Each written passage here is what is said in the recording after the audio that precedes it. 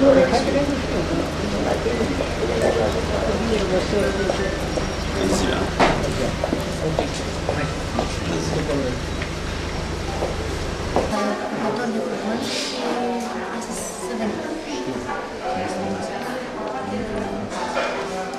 știți că noi suntem solidari cu dumneavoastră. O să facem un apel către toate ONG-urile să se solidarizeze și în cel mai scurt timp vreau să ieșiți din greva foamei. Să facem în așa fel încât guvernul să-și facă datoria și să-și ducă la îndeplinire ceea ce au promis.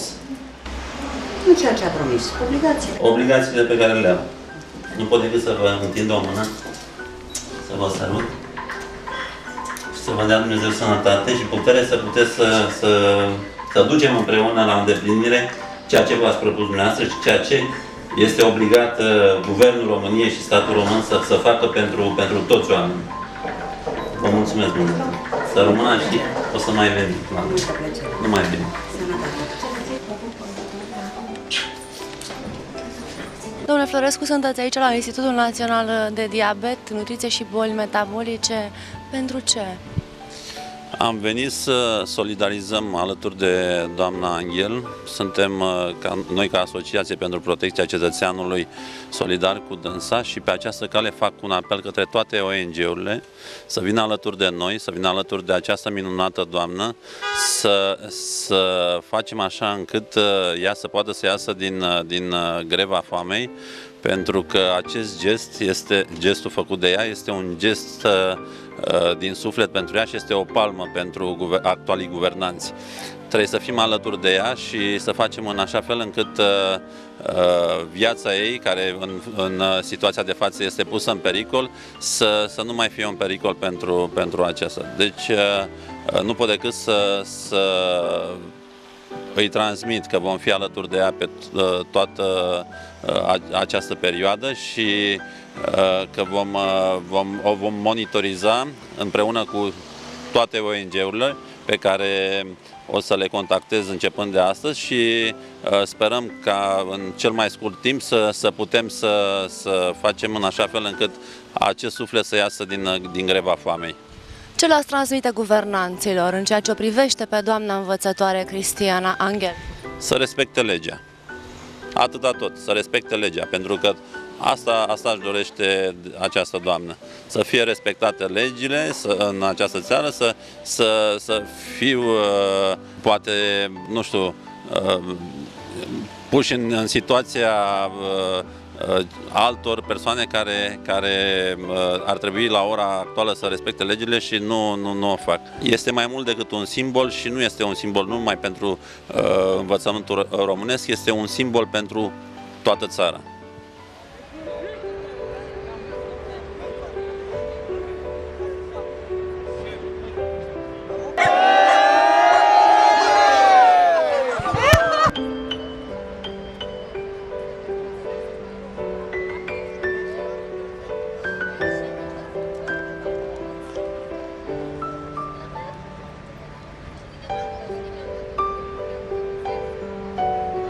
Ștefan Florescu, președintele Asociației pentru Protecția Cetățeanului Sector 6, a fost pe 1 octombrie, de Ziua Internațională a Persoanelor Vârstnice, împreună cu un număr de 500 de persoane, într-o excursie la domeniile Ostrov și la mănăstirile Dervent și Sfântul Andrei din județul Călăraș.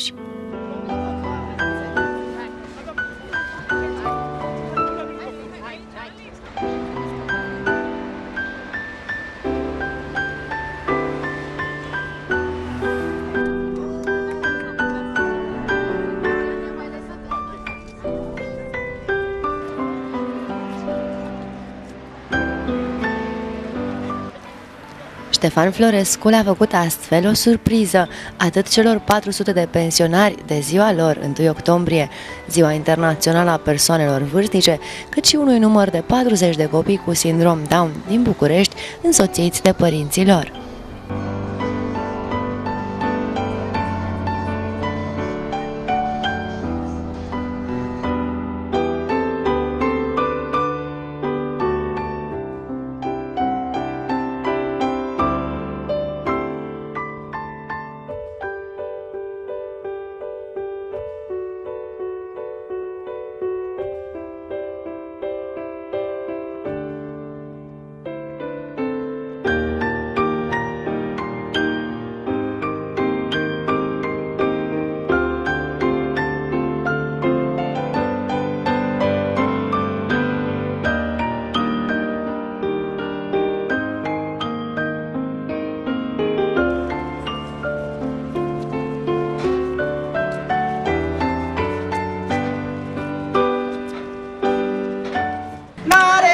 la paie și ură de câte ori să-mi dea gură. Erele și derele, uite pe mândruța mea, uite pe mândruța mea, care-mi dă ea gurița. Vârstnicii, precum și tinerii cu dizabilități, au călătorit cu autocarele. Tot drumul s-a cântat și s-a dansat, cei mai talentați fiind tinerii cu sindrom Down.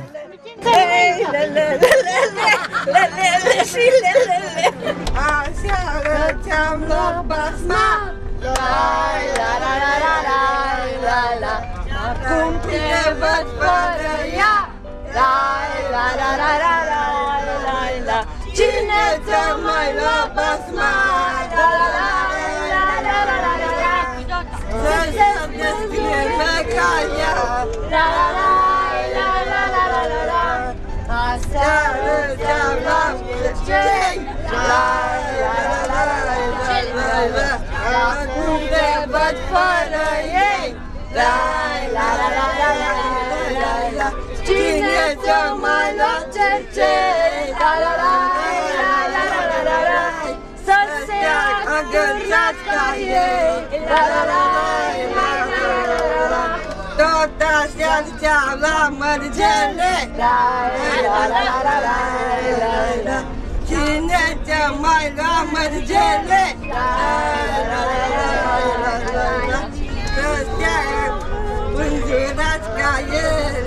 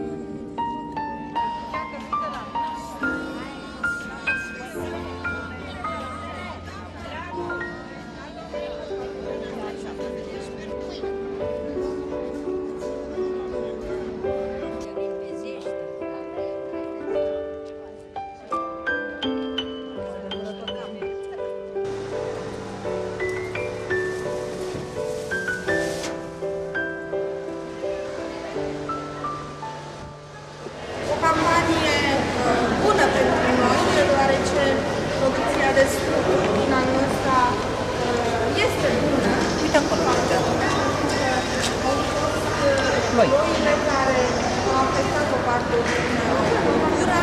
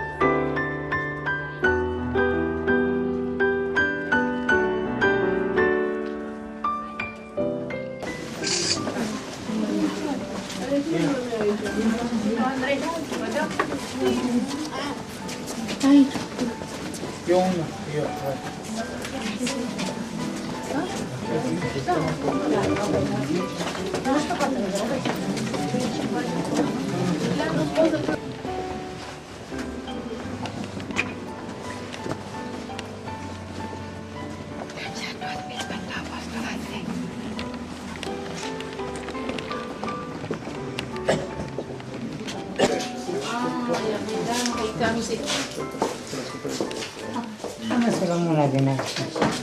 Da? De care să ne lăsat în multe, dar în dreapta la acolo. Alea din dreapta.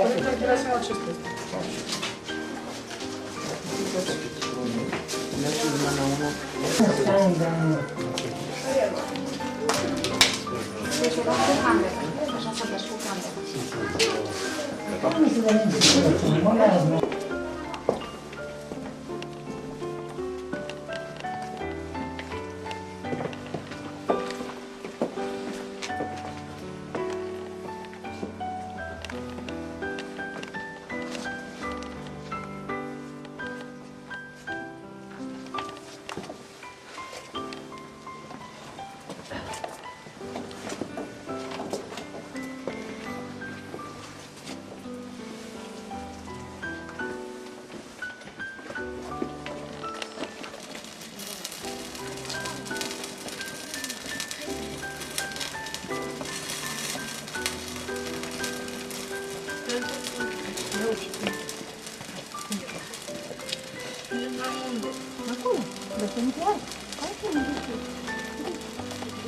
Ștefan Florescu a cumpărat o icoană cu Sfântul Andrei pentru a o duce acasă. Apoi, înainte de a pleca la Ostrov, cu toții au făcut fotografii în fața mănăstirii Sfântul Andrei.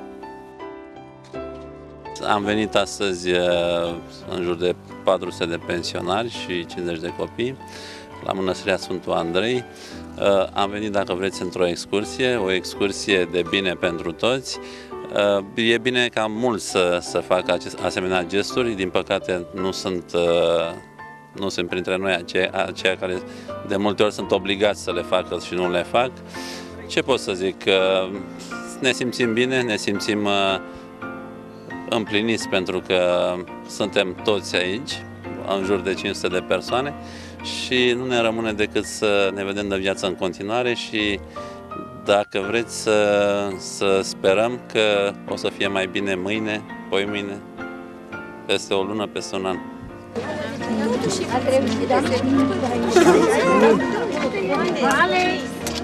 Ei sunt a doua familia mea și, dacă vreți, mare parte din zi și din viață mi-o dedic lor.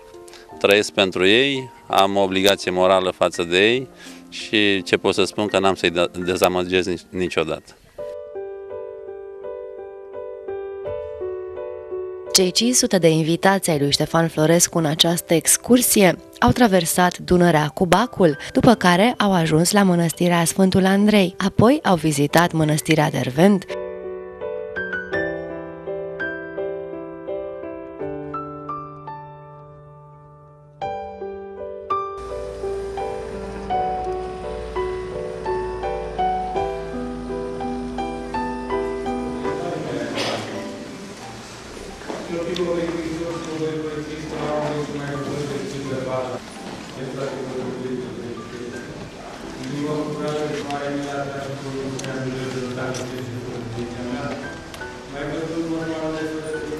Mănăstirile pentru mine înseamnă mult, înseamnă totul. Am venit cu aceste micuțe suflete, cu copii cu sindromul Down, s-au rugat acolo și cred că le-a mers foarte bine și am venit cu pensionarii de astăzi care sunt la a doua generație de sacrificiu, pentru că au mai fost o altă generație de sacrificiu acum 20 de ani și a fost o zi de vis pentru ei. Am mai ieșit din cotidian.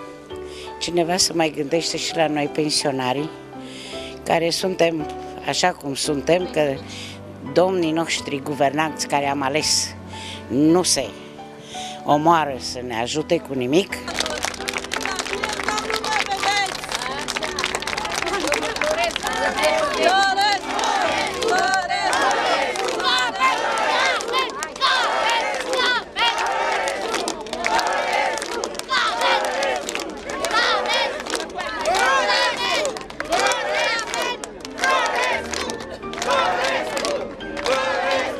Ștefan Florescu s-a prins într-o horă imensă cu vârstnicii și cu tinerii cu dizabilități, petrecerea continuând chiar și pe malul Dunării, în așteptarea bacului, dar și în autocarele care răsunau de voie bună.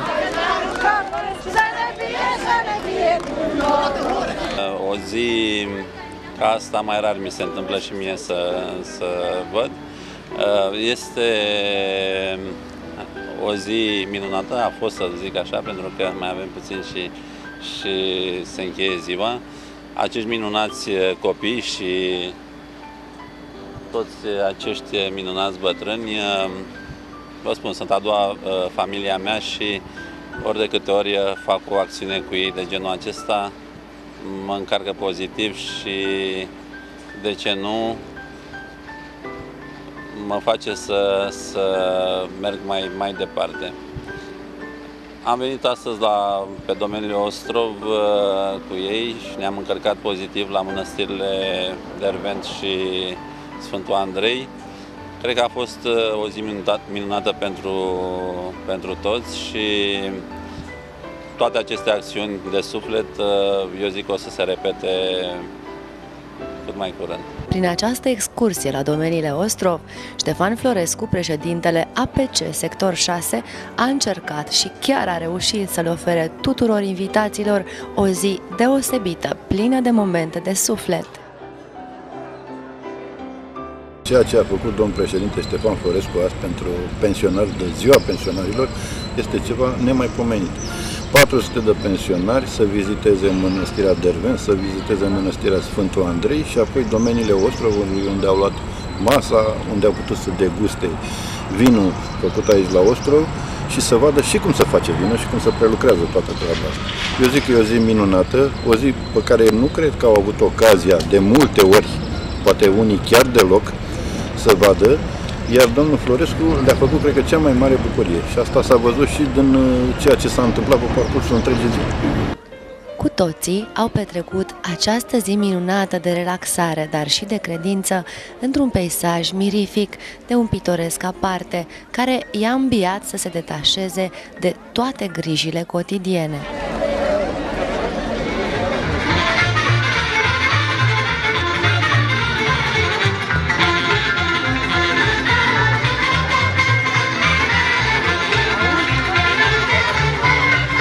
Ștefan Florescu, președintele Asociației pentru Protecția Cetățeanului Sector 6, s-a întâlnit cu copiii cu sindrom Down la Ziua Recoltei, eveniment desfășurat în perioada 1-3 octombrie în Parcul Copilului din sectorul 4. Am venit să-i facem o surpriză lui domnul Florescu, de fapt să-i întoarcem bunătatea pe care ne-a oferit-o dânsul. A făcut domnul Florescu o vizită frumoasă și a surprins pe noi la Târgul de Toamnă, când am avut noi în săptămâna trecută și acum și noi am venit aici cu toată asociația, cu toți copii. Asta a vrut copii, venim și facem o surpriză frumoasă. Când vine se vede cât te iubim.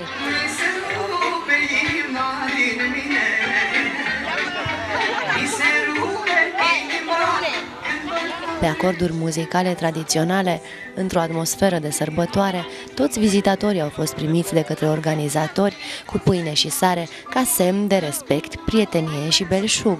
La Ziua Recoltei au participat 380 de producători autohtoni din toate colțurile țării, care și-au oferit produsele de toamnă la prețuri foarte mici. Ne distrăm, dansăm, să trăiască domnul Florescu pentru excursia sa frumoasă.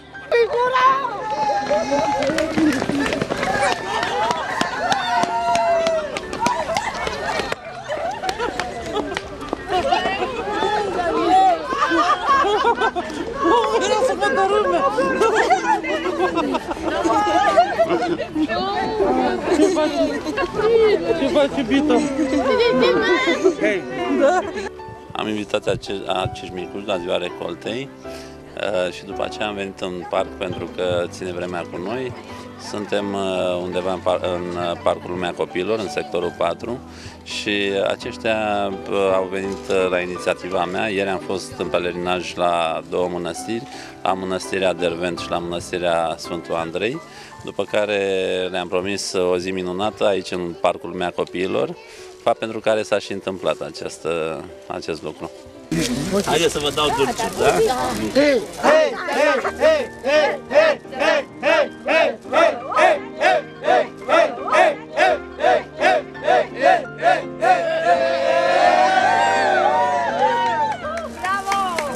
Ia, iubito!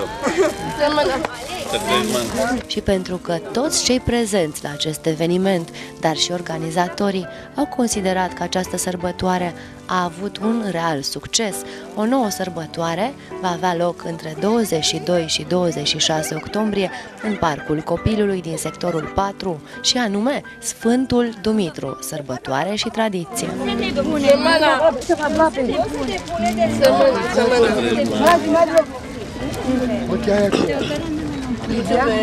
Să crești mai.